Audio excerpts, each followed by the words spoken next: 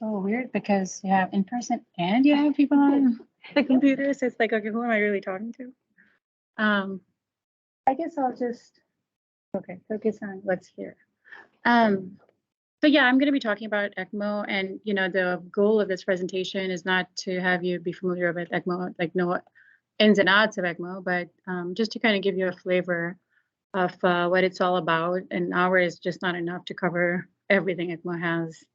But I'll try to answer as many questions as possible, so feel free to ask. We will talk a little bit about both VA and VV ECMO. And it's just kind of, like I said, meant to be a refresher and just kind of an introduction. Okay. Yeah, it's weird. Okay. Sorry. So these are the learning objectives. We're going to talk about the components of the ECMO circuit. We're going to talk about different ECMO configurations within VV ECMO, your two configurations, and then with a little bit about the VA ECMO circuit and how the configuration goes with that. Indications of both VV and VA ECMO, and then we'll talk about a few management challenges. As you do them, you'll have more management challenges, but I'll just touch upon very briefly on a few. And then just a little bit about weaning and decannulation. None of this is going to be like too much in depth, but just a little overview on all of these different things. So first of all, ECMO, we need to understand it's just a supportive option. It is not therapeutic at all. And I think most of us understand that. It's just like using CRRT. You're not saving the kidneys. You're just supporting the patient, while you either use it as a bridge to recovery or you're going to use it as a bridge to transplant. So when we talk about bridge to, say, recovery, you're looking at patients who have, let's suppose, ARDS very commonly, or you're looking at aspiration pneumonia, you're looking at a drowning victim, you're looking at somebody who had pulmonary contusion after trauma with severe hypoxemia. As far as, so you wouldn't put somebody like ILD who has progressively gotten worse on ECMO if you know that they're not going to be a transplant candidate. So those are not your patients to be put on ECMO. So therefore, coming to the next point, patient selection is most important when we're talking about ECMO. You have to think about something that's reversible for both heart or lung. So for your heart, you're looking at patients with postpartum cardiomyopathy. Typically with heart patients, they'll have, if there's somebody with like coronary artery disease and have progressively had heart failure, they're not the patients that you're going to be putting on VA ECMO, because they'll already be plugged in and they would have an RVAT or an LVAT or something already kind of set in place to get heart transplant.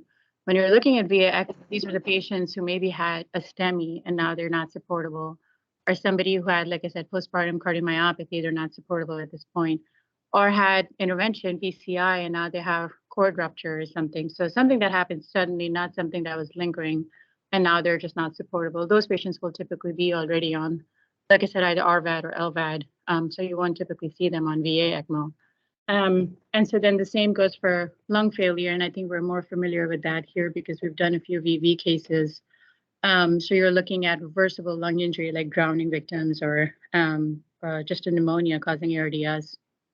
And then this, you also have to look at the fact that ECMO has to be used when you've tried conventional management and the patient is still refractory to conventional management.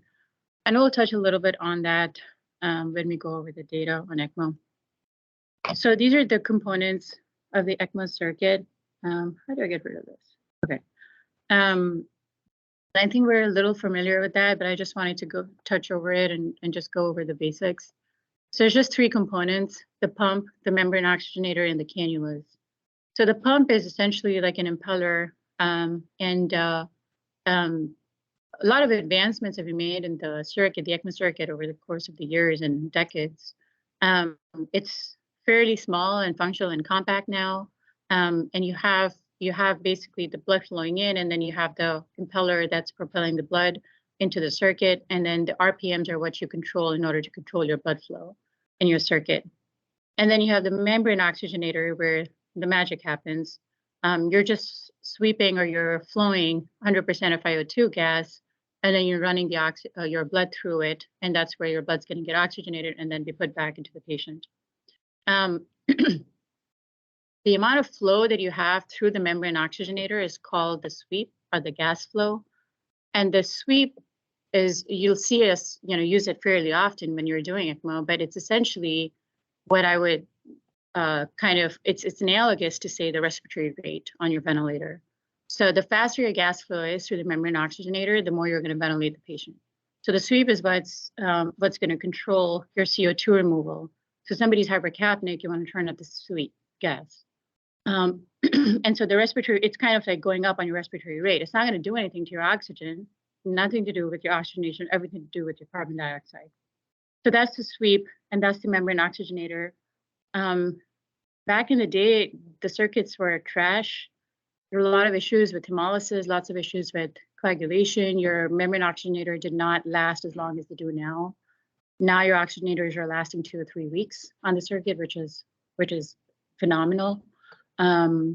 But yeah, so a lot of advancements have been made to make these much better than what they used to be.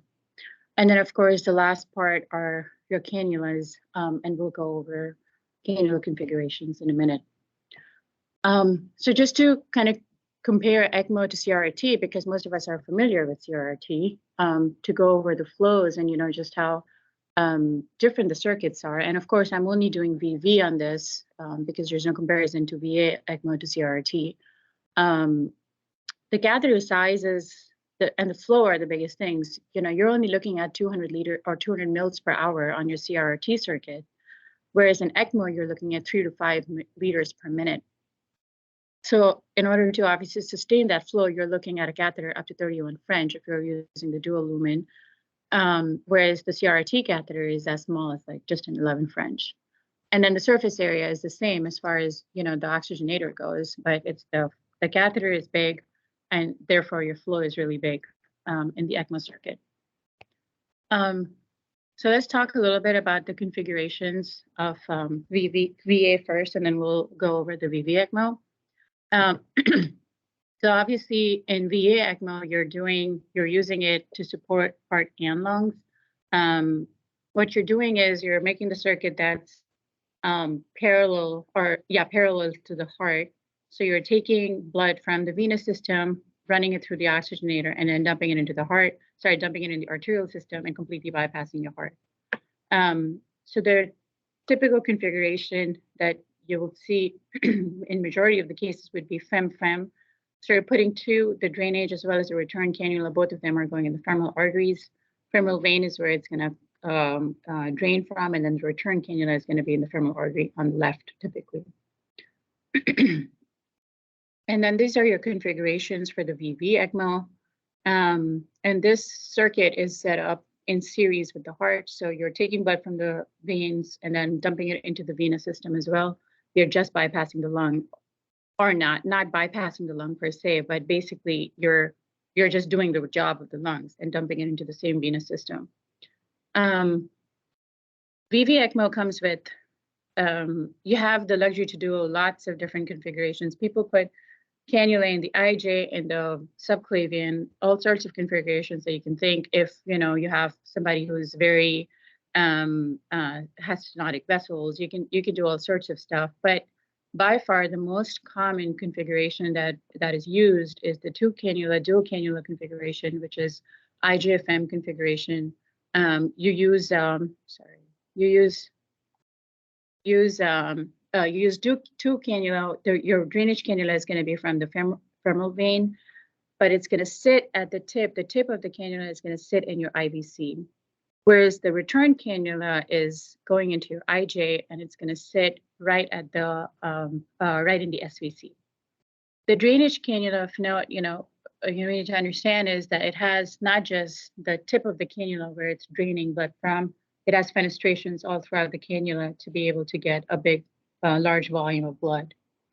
So that's by far the most configuration that's used in most ECMO centers. The second configuration, which we have used here, which used to be popular, but after COVID, or actually during COVID, was not very popular in most centers because of a lot of issues with this catheter, is a single cannula or dual lumen, which is what we've used here, which is either your Avalon or the Crescent that we're using here.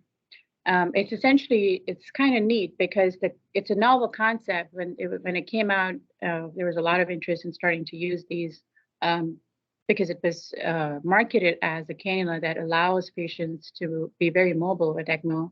And for the most part, that is not true. That is true. So the cannula sits in your IJ, and you have two lumens within the cannula. One is obviously your drainage port, and the other one is your return port. Your drainage port is going to have a hole right here, obviously at the tip of the catheter, which is going to sit in your IVC. And then you have multiple fenestrations up here, which are going to be in the SVC. So it's not only sucking blood from your IVC, but it's sucking it all the way from up here in your SVC as well. And then similarly, so this is fairly simple. Your drainage port is like any other drainage port. The return port is what causes most problems with these cannula, because even though it has just one obviously tip right here where the blood's coming out from, but the blood now has to be angled so it's shooting at your heart directly. So it's not shooting, say, at the wall of your vein or anything like that. It's shooting in the correct direction. And so that's why putting these is a little bit more cumbersome, requires ideally fluoroscopy or some kind of imaging to determine your cannula position being absolutely accurate. The crescent is neat because it does have the ability for you to be able to see what the direction of your cannula is, because it actually comes with markings on it, which are visible by even X-ray. You don't even need fluoroscopy. It's kind of neat because it gives you the ability to do that, but it is fraught with a lot of issues with cannula malposition, very common. And then the other issue that comes with between these two cannula is that because you have one big cannula that's doing the job of both drainage and return, you're dividing one lumen of 31 French into two. So you're essentially maybe 15 French each. So your blood flow that you're going to get can never be as good as the blood flow when you have two cannula, where you're having like 20 French each with the two cannula system.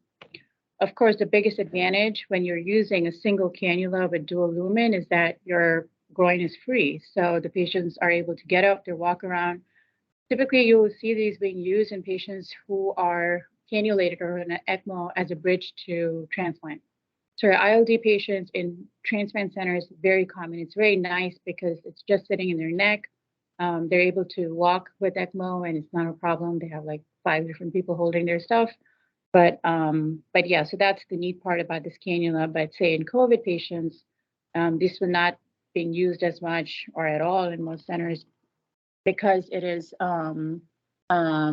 very cumbersome, takes a long time to actually put in place, and then the flows are the biggest issue.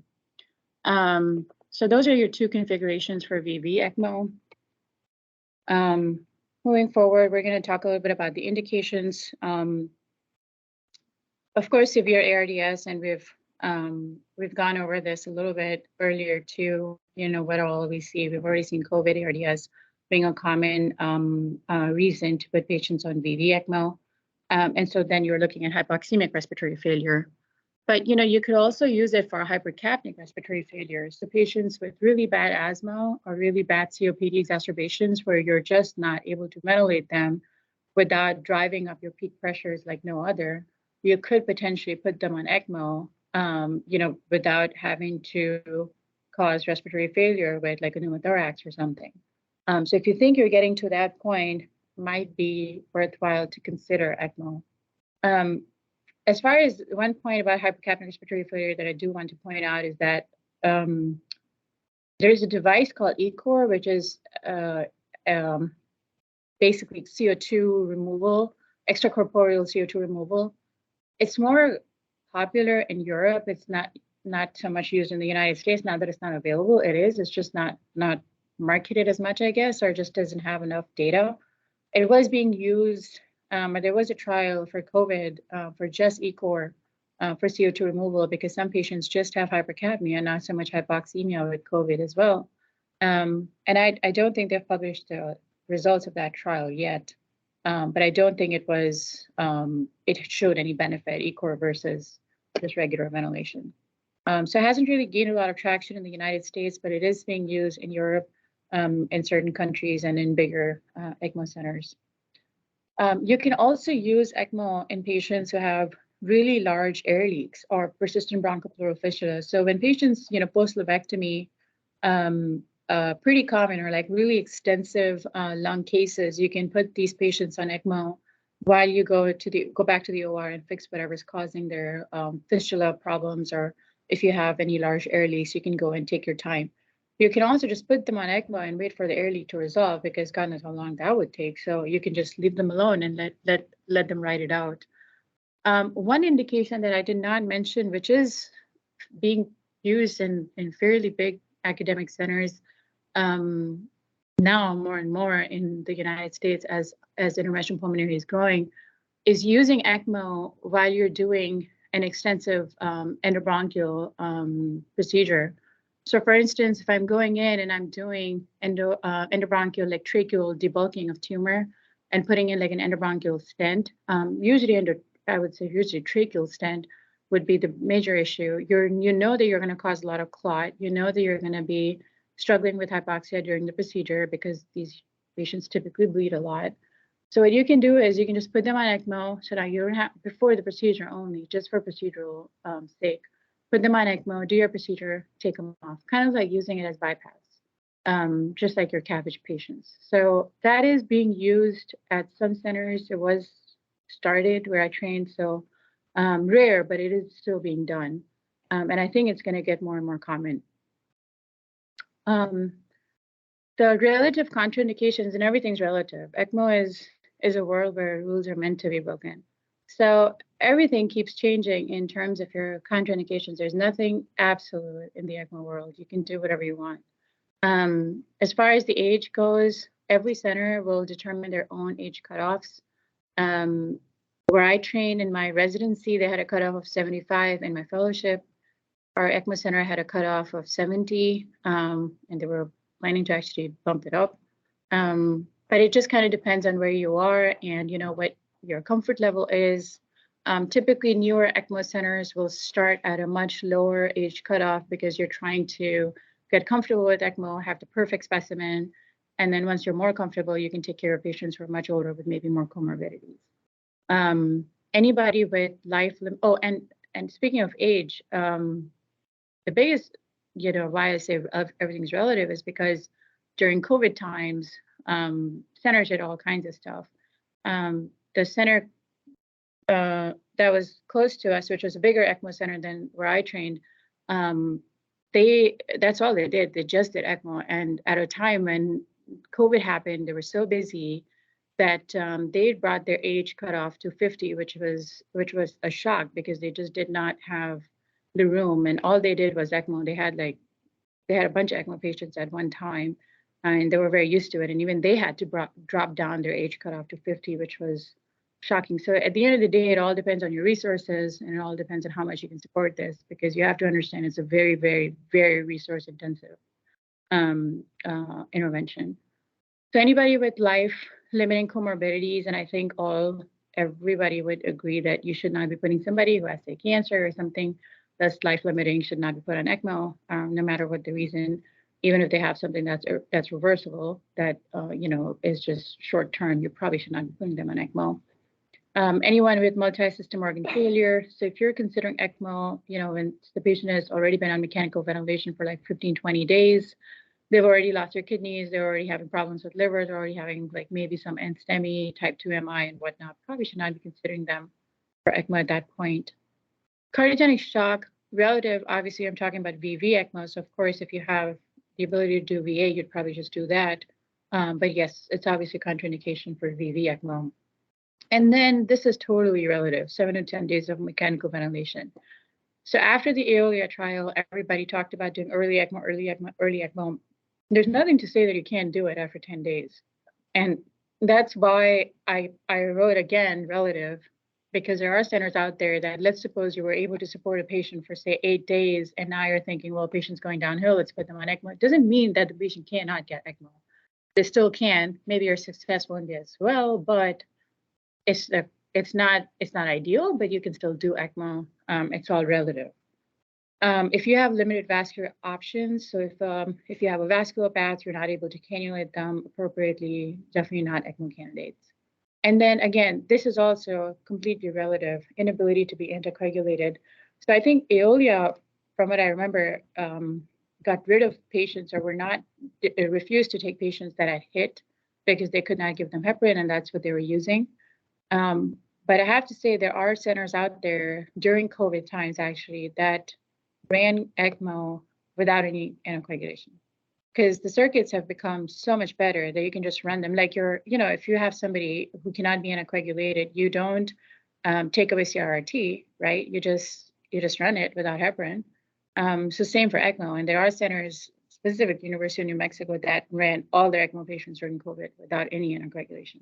So there are centers that are doing that. So it is, again, a relative, I say, contraindication, but something to consider. Obviously, you would like these patients to be anticoagulated if you can, but if you can't, it's not be all end all.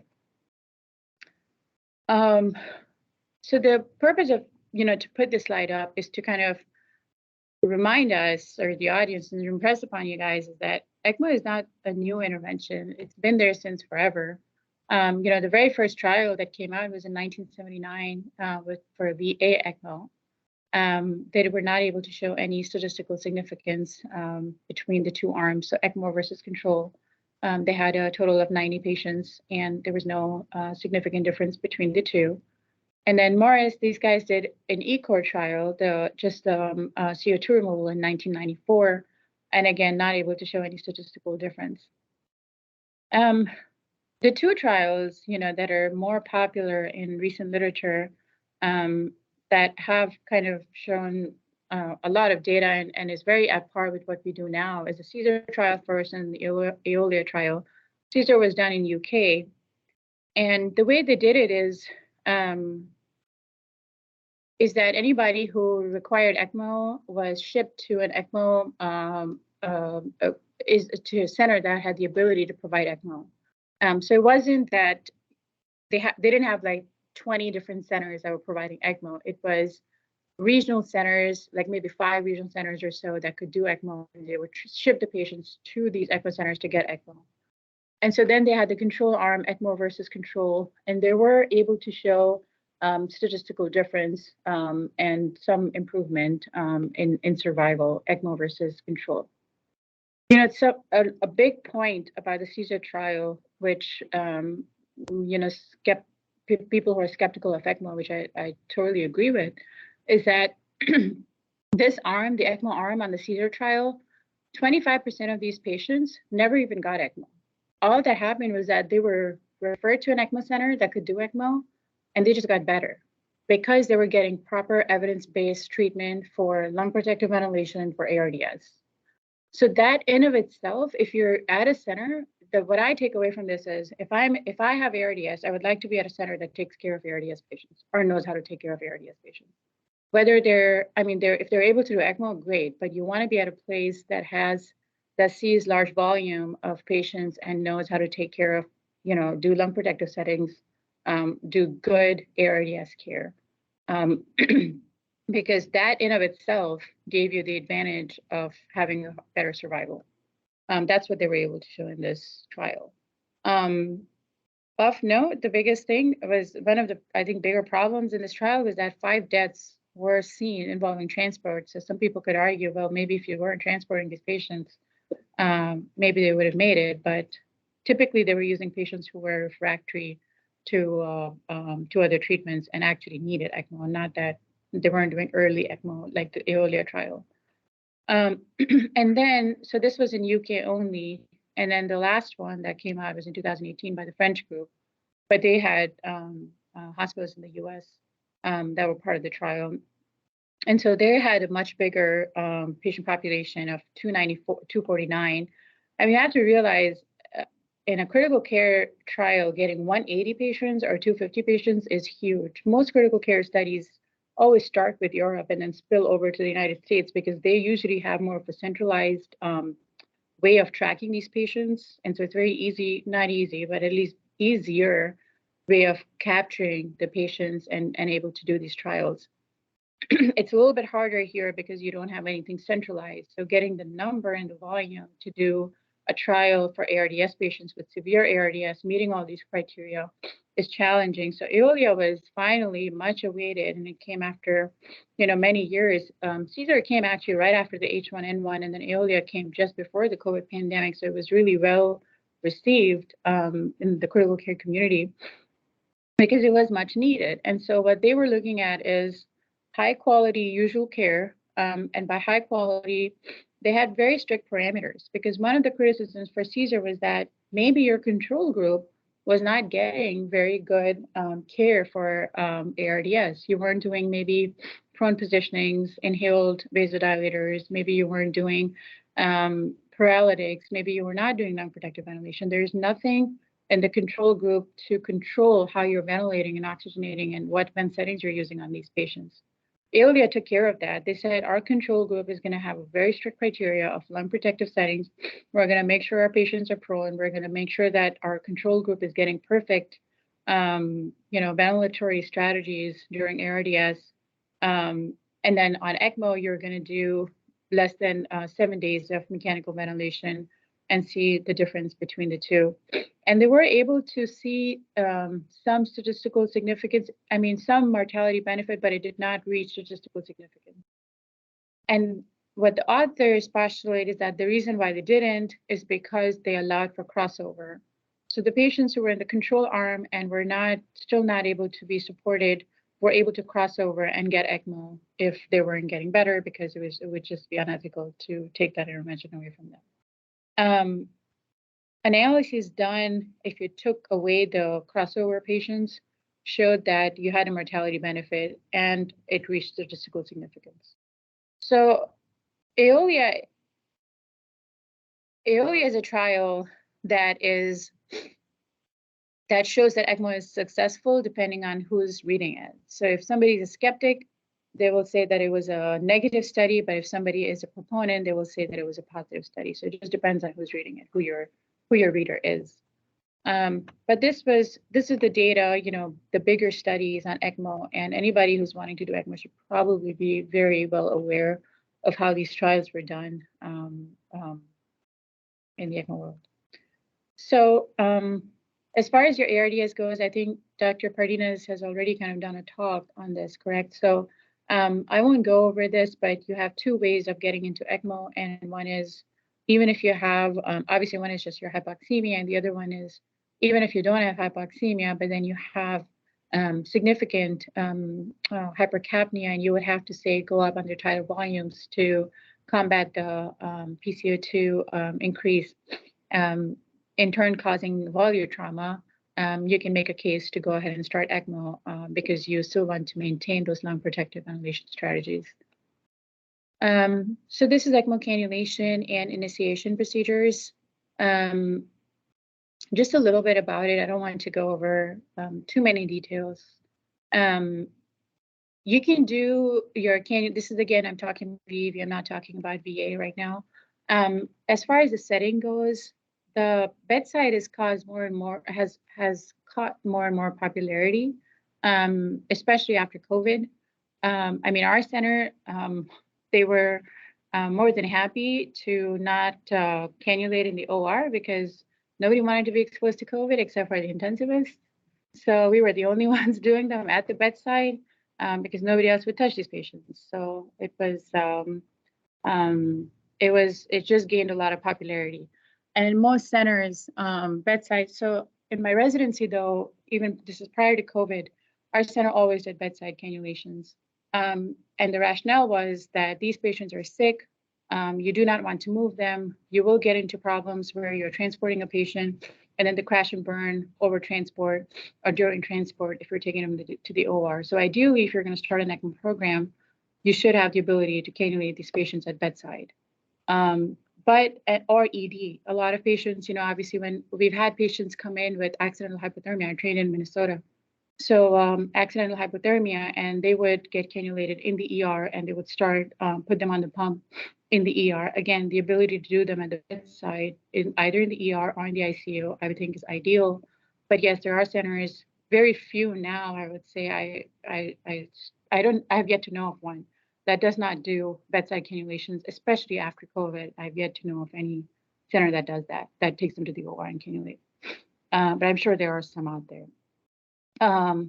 As far as the cannula sizes, like I mentioned, you have the ability to either do the dual lumen, one cannula, which is 31 French, you're present, and then you have two cannulas. So you have huge cannulas. So you can do 21 and 23 drainage and return, and then you're done. So it's like 20 almost on each side. Your return is typically going to be smaller because you really want to suck, take more, and then your return can be whatever you want it to be. So in the 20s, French is what we're looking at. And then as far as the technique goes, just preference.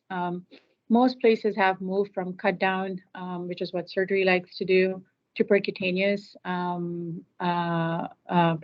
cannulation, and it's all Seldinger. So fairly simple. You have, I mean, not fairly simple. It has a lot of complications, but a lot simpler than like a cut down method. Not to say that cut down can't be done, and you will have some surgeons still do the cut down method, but percutaneous makes it a lot easier because a lot of people can learn it, and it is fairly straightforward. And most people are familiar with the Seldinger technique already, because that's what we use for all our central lines. As far as imaging modality to guide, as far as the guidance goes, there are centers that are just doing ultrasound guided placement. So you can just drop your cannula and then look at your heart and look at the cannula position. If you're able to get good subcostal windows, obviously that would require you to first be comfortable with ultrasound and bedside echocardiography before doing it to guide you for ECMO placement. And then the other option is fluoroscopy, which is the more traditional approach for intervention or for cannulation. And then the initiation, usually your perfusionist will take care of this. You'll have a pre-prime circuit, usually takes about 500 to 600 cc to prime the circuit, and then you do de-airing of your cannulas, and then you just put them on the pump. Initial settings, you would start low and then go high. You can start them with a sweep of 1 liter per minute and then go up as needed if your CO2 is not okay. And then you can adjust your pump RPMs to maintain a blood flow of whatever you need. You can start with a blood flow of 3 to 4. You probably would have to go up. 3 to 4 is fairly low. These are just a few things to keep in mind when taking care of a VV ECMO patient.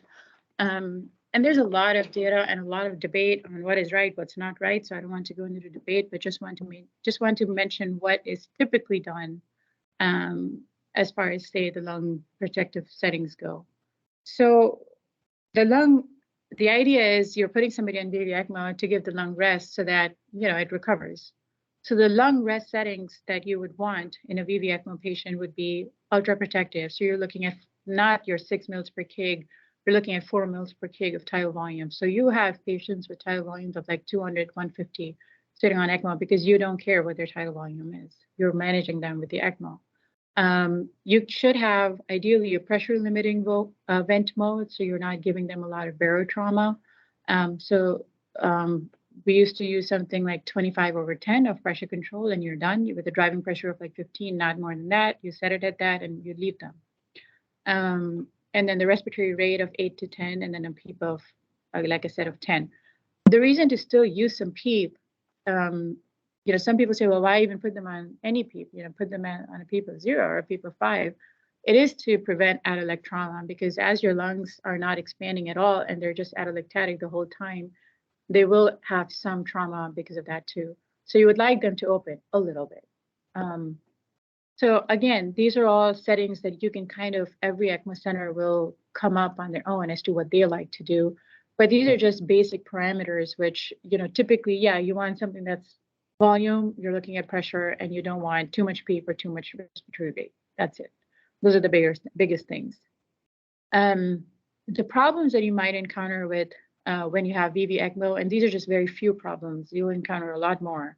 But the first is chattering, which is something I think that most people have heard about. So what happens is when you have tubing that's trying to, let's say your drainage cannula that's trying to extract maybe like 5 liters a minute, of your cardiac or blood, and you and it just kind of clamps down onto the blood vessel because there's just not enough intravascular volume. So when that happens, it's kind of pushing against that vessel, and it's with your cardiac pulsations, it's going to kind of go back and forth over your vessel, and you will actually see your cannula shifting and your whole circuit tubing kind of moving, and that's why it's called chattering. Because your pump is very, very, very preload sensitive. So if you don't have enough volume, if you don't have enough preload, you're probably going to have a lot of chattering in your system. It's a very easy fix. So right off the bat, when you see it, you can just turn the RPMs down. You can decrease your blood flow. And if that's the case, it might take care of things. But if you're decreasing your blood flow, it might come at the expense of obviously oxygenation. So it's going to have to, it's usually within, your comfort and what all you can do.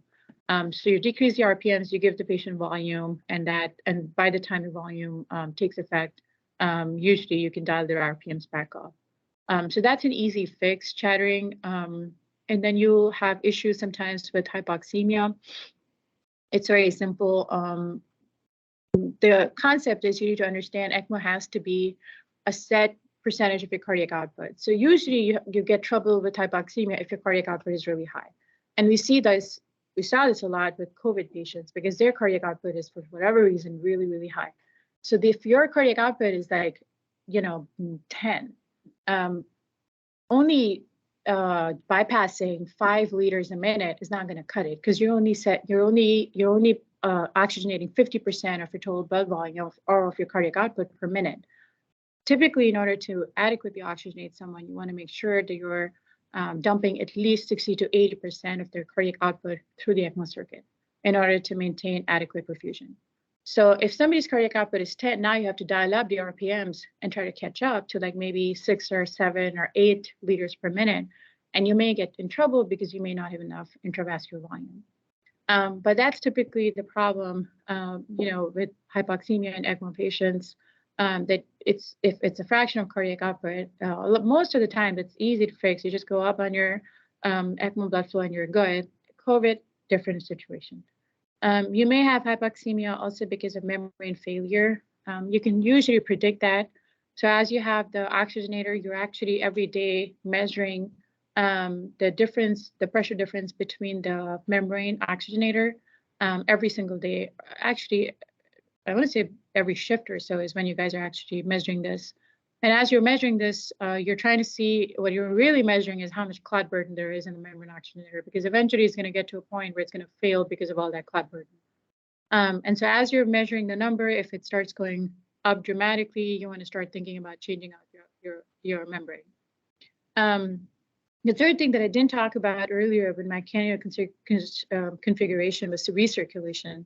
And actually, let me just go back to explain what recirculation is and why it happens. So when you have this kind of a setup with 2 cannulas, you have your drainage port that's sitting right in the IVC, and then you have your return port that's sitting in your SVC. Who's stopping this drainage port to just suck back your nice blood that's coming from your SVC, right? Nothing. The only thing that you can fix, the way to fix this, so that's called recirculation, that your good blood is just recirculating into the circuit. And so to prevent that is easy. You just pull it back, your cannula. But it does happen. So that's why you have to check your recirculation, I believe, twice a day or so. It is not a problem at all, almost not a problem at all when you're using the single lumen, the crescent. So recirculation is almost completely gone. You don't have that problem at all because you have your drainage and your return port that's facing the heart, and then the drainage port that's in your vein. So it's nice because you don't have to worry so much about recirculation in that cannula. So that's hypoxemia, and then you have obviously anemia, which you will see. These patients are typically very dependent on frequent blood transfusions. And it's just a matter of, because they're having hemolysis, they're going to have thrombocytopenia just because of the circuit and the pump itself. You're bypassing, your body. You have like 5 or 6 liters per minute that's going through the circuit. You're bound to have some hemolysis. So it's very common for these patients to be dependent on frequent blood transfusions. So switching gears and just quickly touch upon a few things in VA ECMO. these are your indications. And like I said, typically your cardiogenic shock is not going to be, this is going to be your quick cardiogenic shock that happened right away. The ones that have been chugging along with heart failure, they're usually already going to be set up in a heart failure clinic. Those are probably not patients you'll see on VA ECMO. You can do it in hypothermia cases to actually warm these patients up. So put them on and put them basically on the pump to warm them up. And then once they're adequately warmed, you can actually put them on the pump.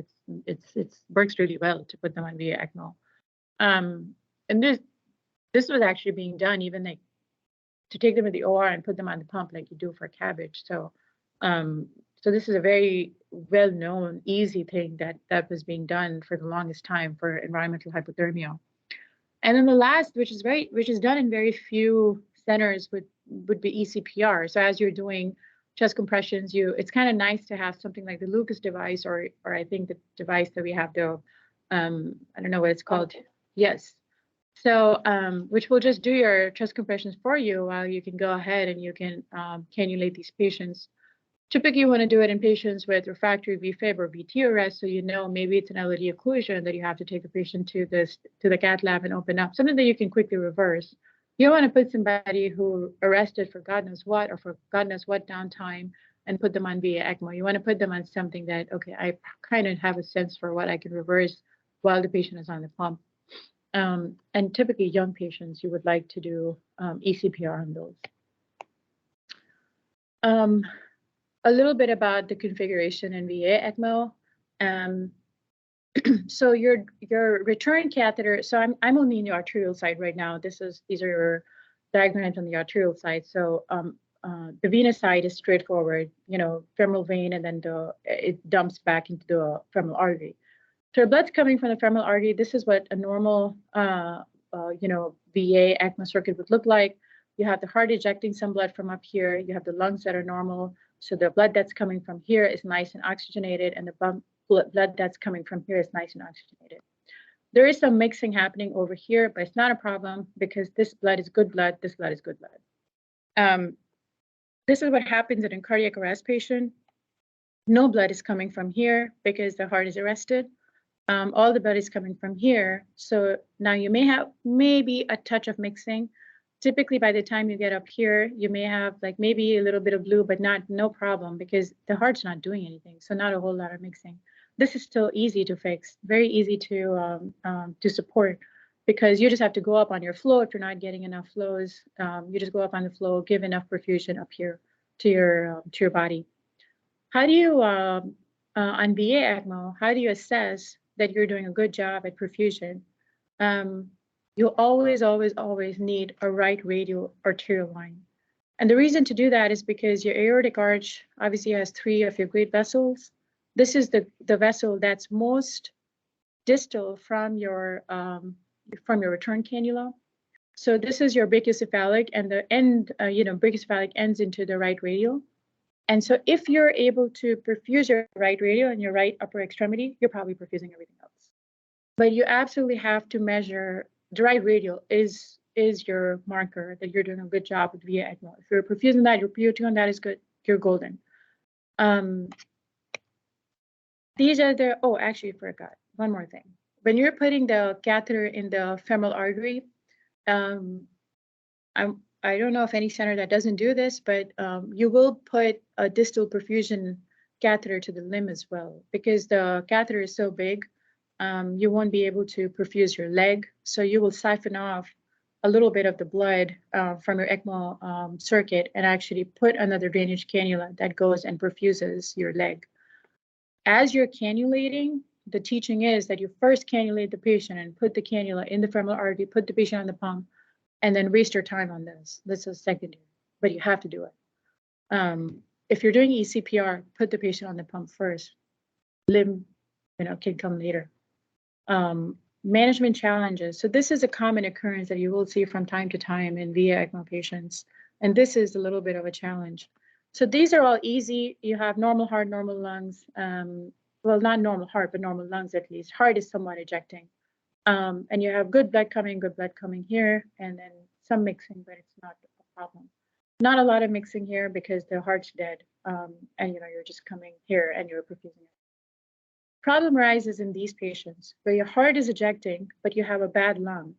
So now you're getting bad blood that is not oxygenated here, causing quite a bit of mixing up here. And then even though you have good blood coming up here, it's competing with that trashy blood that's coming from your LV. Fixing it is not that challenging, and if you have a good team of people. This is what's called differential hypoxemia. What you'll have to do is you'll have to take, again, siphon off some more blood from your VA circuit, and then put another cannula in your right IJ, and that way the blood going through your lungs is also oxygenated blood. So you don't have to worry about that. And you're done. But this happens. It is a pretty common occurrence in VA ECMO patients, especially you'll have VA patients on VA ECMO and then they have ARDS for something, or because they have some pulmonary edema, so they're not able to oxygenate very well. And then boom, you're having differential hypoxemia. So you have to be aware of it, keep track of it, see if you can go up on your RPMs and maybe oxygenate better, push more blood through your circuit. But if you're not able to do that and you're limited by how much pressure you're going to generate, you can go ahead and siphon some and put it back in your IG. And this is my last slide. Just a few words about weaning and decannulation. Again, every center does things according to what they're comfortable with and what they. This is actually straight from what we did in my residency. We used to just turn the sweep gas off. We did not clamp the circuit because you want to keep the circuit going in case you have to put the patient back. You don't want to kill the circuit. You don't want any clots. You don't want any problems. So all we did was turn the sweep gas off. So now the patient is on no FiO2 through your pump. And if the patient is still oxygenating very well, still has good ABGs, you monitor the ABGs, they're doing well, you can just go ahead and decannulate the patient. In VV ECMO, you would typically do this at the bedside because it's the venous system. All you have to do is hold pressure and you're done. Some people will do, you will do a perc string suture, but that's pretty much it. Probably don't need to do anything else. You just hold pressure, hold pressure. For VA ECMO, you will turn the ECMO blood flow down or off because there's no other way to do it. And then eventually you would do serial echoes to make sure that your heart is pumping okay and you're able to maintain good MAP. And then eventually you'll decannulate. For VA ECMO, of course, because you're going in the artery, you probably want to go to the OR. You will go to the OR to repair the arteriotomy that you would have created for cannulation. It's a little bit more cumbersome, but that's what you would be doing. And that's how you would cannulate these patients. And that's it. Done. Thank you. Questions? Yes, no, maybe. Any questions online? People are sleeping. That's okay. Sounds good. I'm going to stop recording. Right. Thank you. Thank you so much for coming. We appreciate it. It's really good.